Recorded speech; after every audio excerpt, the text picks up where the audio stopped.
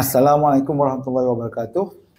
Salam sejahtera dan selamat menonton podcast Logam Berharga lagi.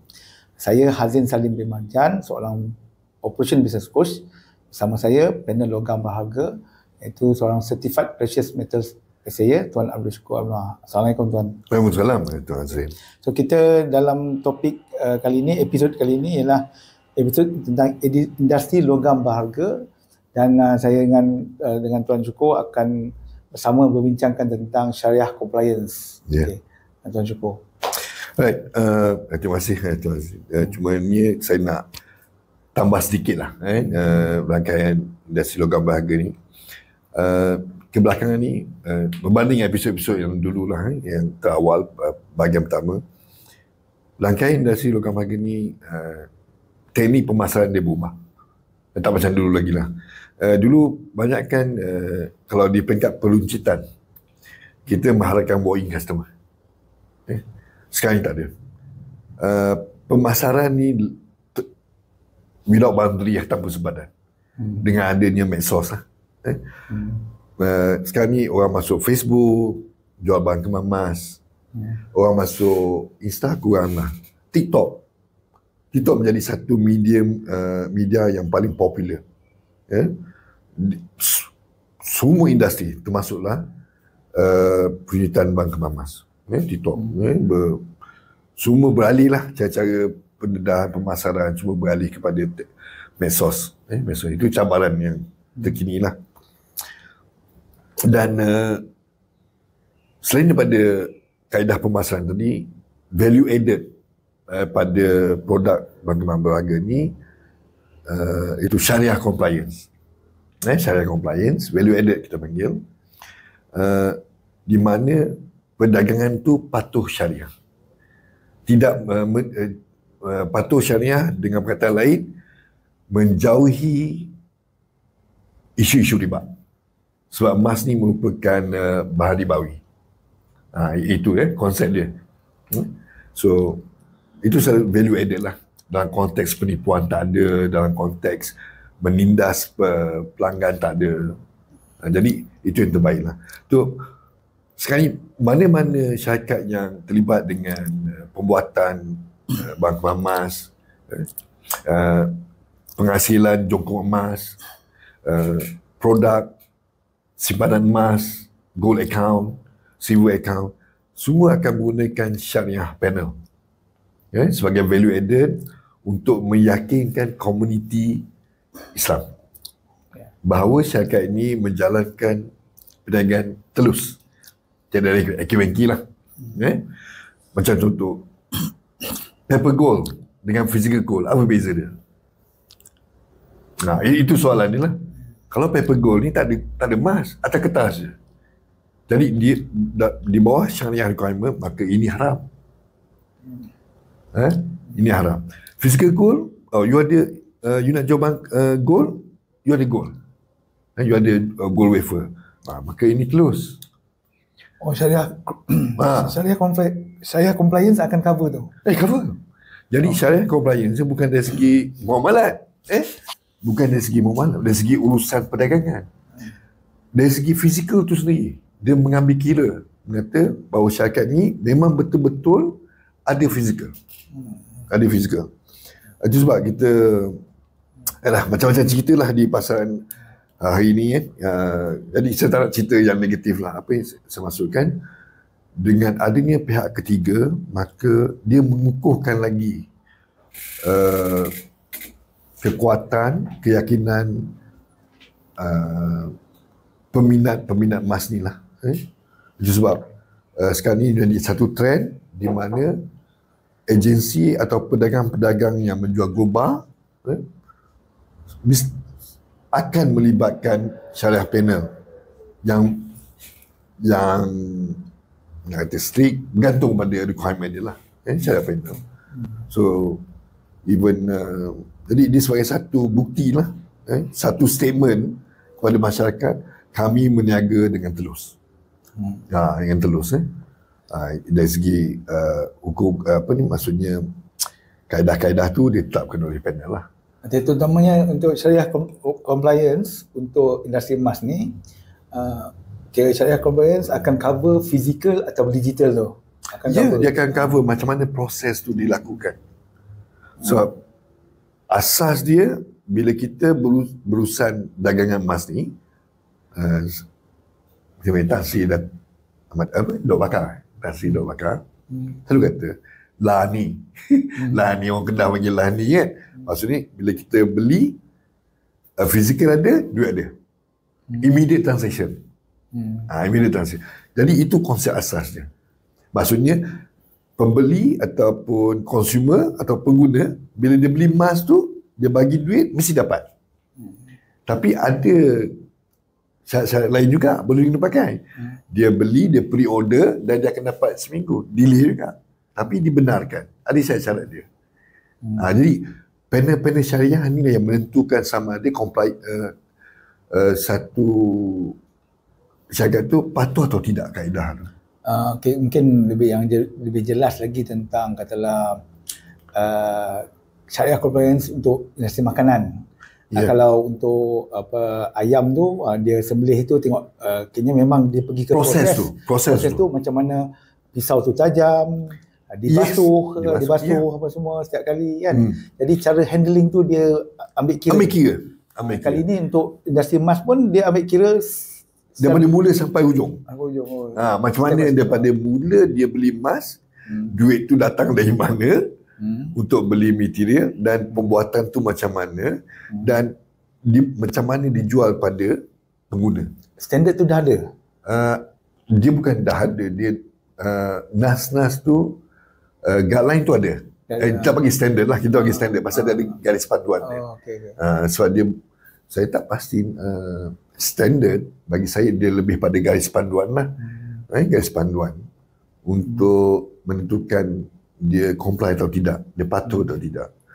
Dan jadi buat masa ni ada sedikit penambahan dalam syariah compliance, iaitu dari segi teknikal. Dulu dari segi muamalat perdagangan tu kan, jual beli emas dan sebagainya, simpan emas.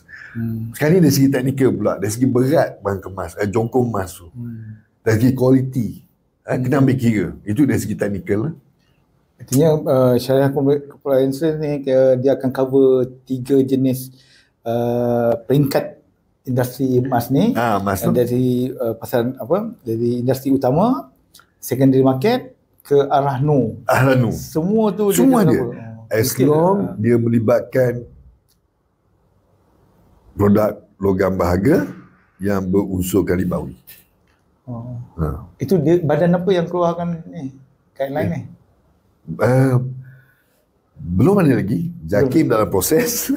JAKIM dalam proses sebab ini satu skop yang luas. Skop yang luas. Dan kita tahulah kita tidak ada Suruhanjaya Syariah Suruhanjaya Syariah Malaysia. Tak ada. Kita ada agensi yang apa ni? Yang menjadi tumpuan ataupun yang memantau. Kita ada. Dia lebih pada agensi lah. So JAKIM ambil inisiatif untuk cubalah. Dia hanya beri fatwa mengatakan bahawa emas ni ribawi. Itu je. Okay, syariah compliance ni sampai peringkat mana dah dia perbincangan ni nak impose pada market? Dia masing-masing punya panel syariah ni datangnya daripada individu. Individu yang menjalankan atau memberi perkhidmatan syariah compliance lah. Dia panel, dia lebih daripada panel. Dan panel-panel ni berpegang kepada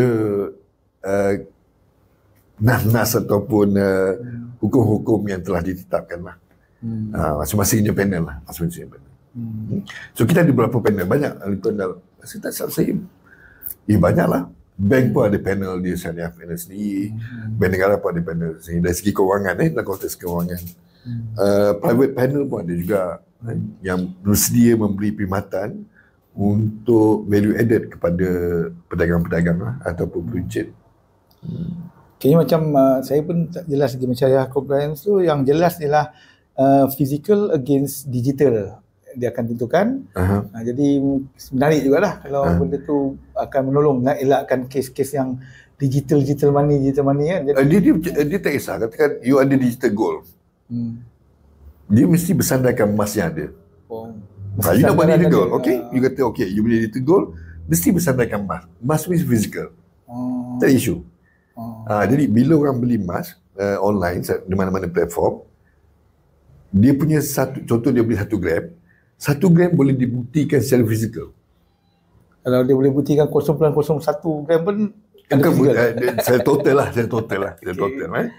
Tak adalah kita panggil dia 0.1 gram dia punya, tak adalah. In total as a concept, kita panggil pukal lah. Pukal maksudnya macam 1 kilo tu ada berapa penyimpan. Macam tu lah. In total weight, dia mesti tak lebih 1 kilo lah. Kesandaran tu mesti ada. Mesti ada. Wajib ada. Jadi situ, jadi panel syariah ni membuktikan bahawa memang dia patuh pada requirement tu lah. Tabung dirham boleh guna ni? Tabung dirham belum syariah. Kita tak syariah tabung dirham. Tabung dirham tak syariah. Pasal ni lebih pada emas lah. Jadi bagi saya, bagus. Sebab dia sebagai satu pemantauan kepada agensi yang menjalankan perniagaan tu. Dengan syarat, panel syariah ni mesti tegas. Tegas, berintegriti lah dalam menjalankan tugas tu. Kalau salah, maka dia salah. Kalau betul, maka dipuji lah. Itu yang kami harap lah. Dengan penerangan yang diberi oleh Tuan Syukur, kita podcast Logam Berharga berhenti sebentar dan kita dengar dulu promo ini. Kehidupan manusia. Kita diberi rahmat rumah dan kehidupan, bermula dengan air, awan, bukit, tumbuhan dan ternakan. Alhamdulillah, nikmat Allah mana mahu kau dustakan.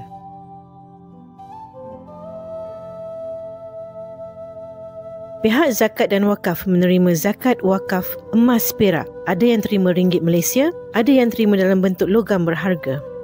Bayar zakat emas dengan emas atau ringgit. Bayar wakaf emas dengan emas atau ringgit. Sila rujuk agensi zakat dan wakaf negeri berdekatan anda. Terima kasih Tuan. Pembayaran zakat emas Tuan dan wakaf emas Tuan telah disempurnakan. Pihak zakat akan agihkan kepada asnaf yang layak. Asnaf terima zakat. Berbelanja barang dapur, majukan diri. Asnaf sebagai perangsang ekonomi. Asnaf sebagai pengguna, ekonomi terangsang dan makmur apabila asnaf diraikan.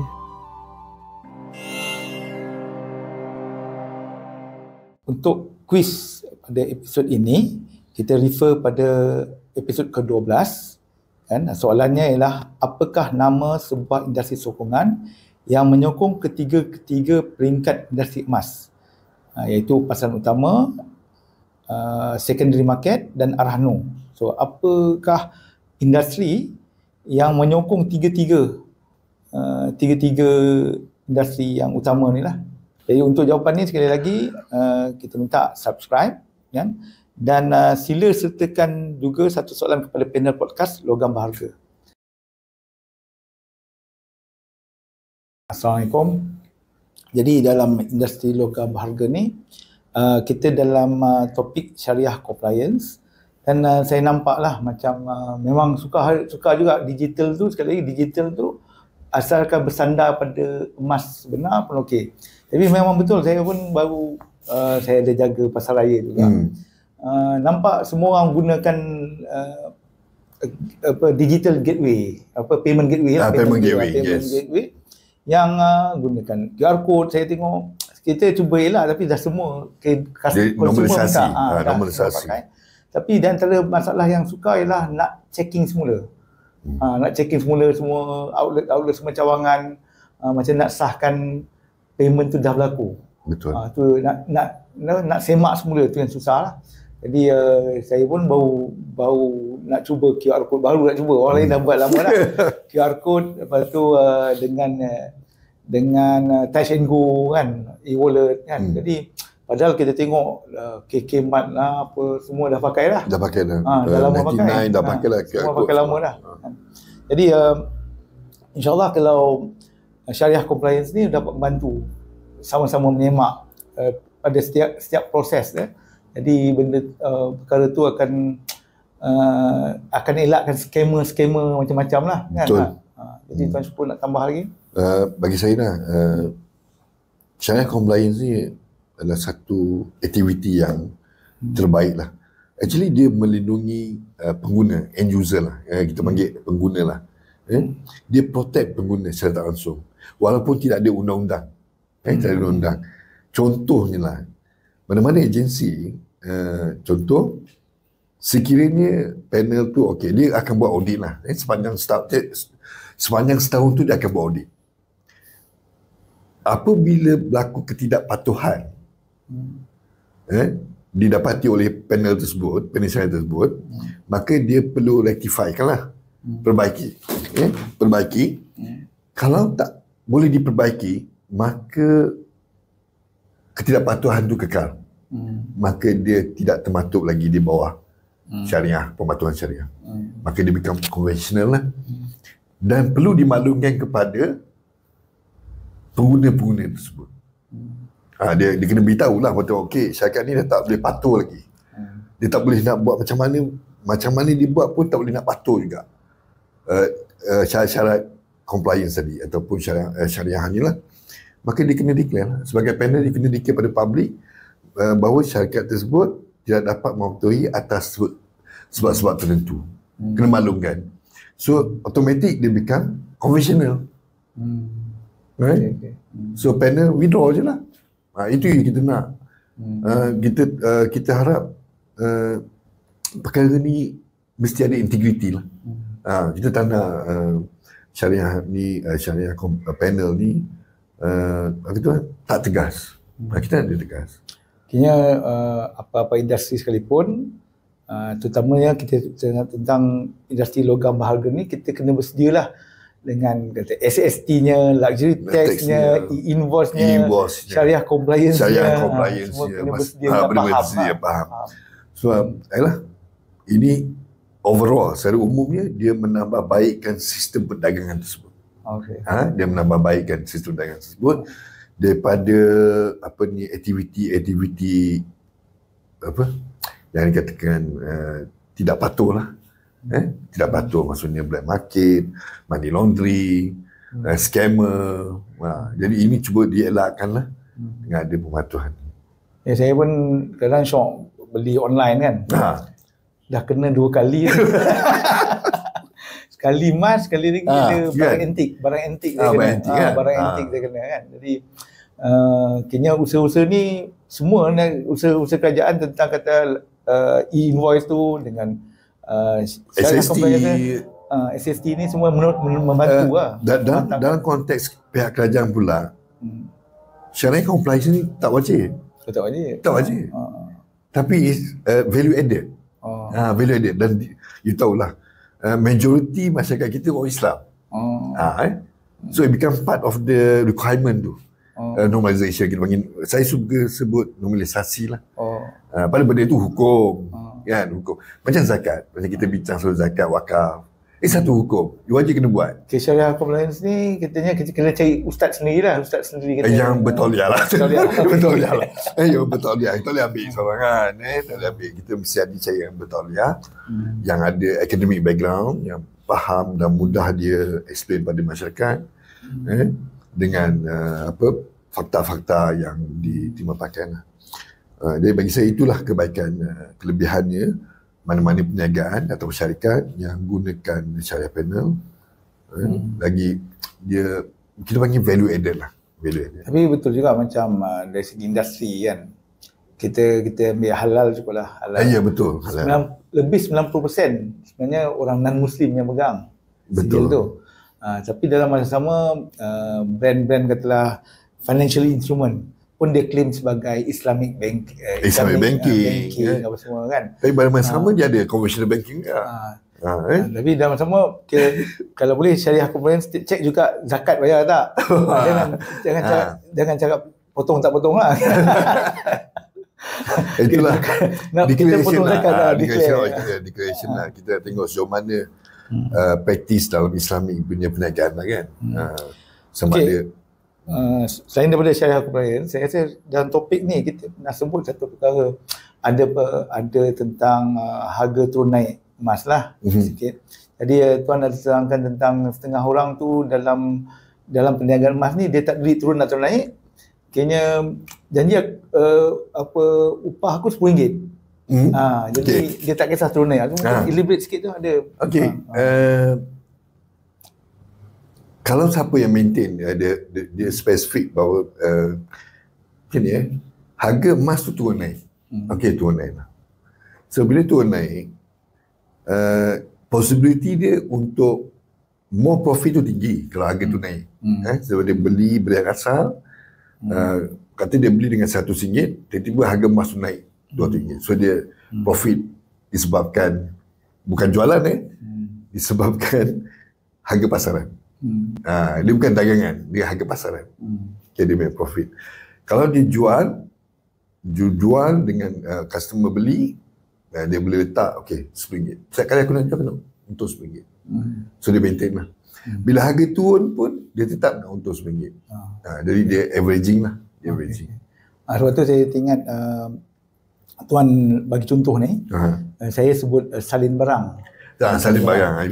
Itu saya sebut juga dari segi accounting, saya panggil kalau accounting tu dengan betul, dikumpulkan dan non-operating cost di situ lah. Yes. Tapi saya bagi contoh satu lagi, benda ni mungkin lari sikit dari cara aku pelajari.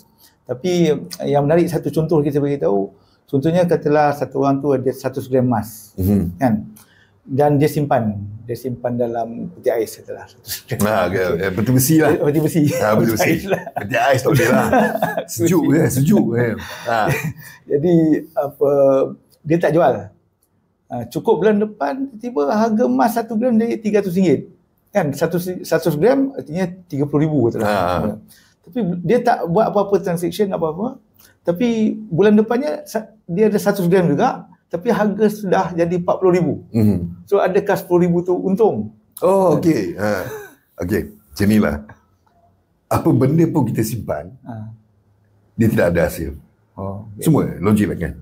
Apa benda pun, kalau you ada padi, benih padi you simpan ke store, you tak tanam, tak tumbuh beras, tak dapat beras.